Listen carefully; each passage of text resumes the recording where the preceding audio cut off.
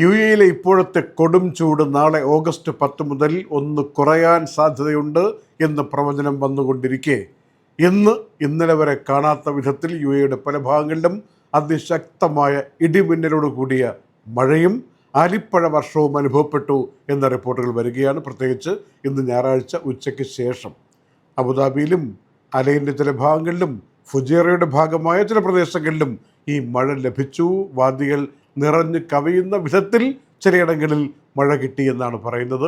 Align റോഡിൽ ദുബായിയുടെ ചില ഭാഗങ്ങളിലും മഴയ്ക്കുള്ള ആ ഒരു ഭാഗ്യം കിട്ടി എന്നാണ് അവിടുത്തുകാർ അറിയിച്ചിരിക്കുന്നത്.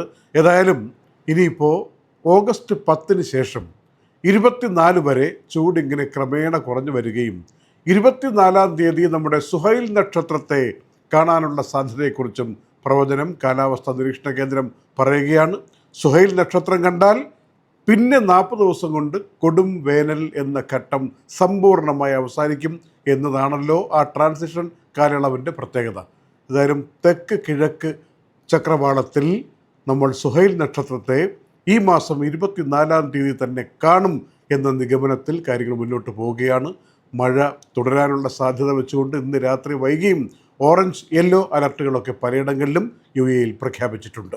ഒരു ഇടവേളയ്ക്ക് ശേഷം ഇസ്രയേലി പ്രധാനമന്ത്രി ബെന്യാമിൻ നെതന്യാഹു ചില പ്രഖ്യാപനങ്ങളും പ്രസ്താവനകളുമായി ഇന്ന് രംഗത്ത് വന്നിട്ടുണ്ട്.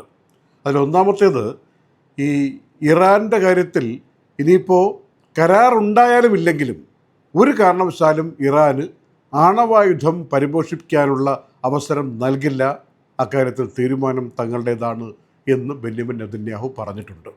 രണ്ടാമത്തെ കാര്യം ഗസയുമായി ബന്ധപ്പെട്ടതാണ്.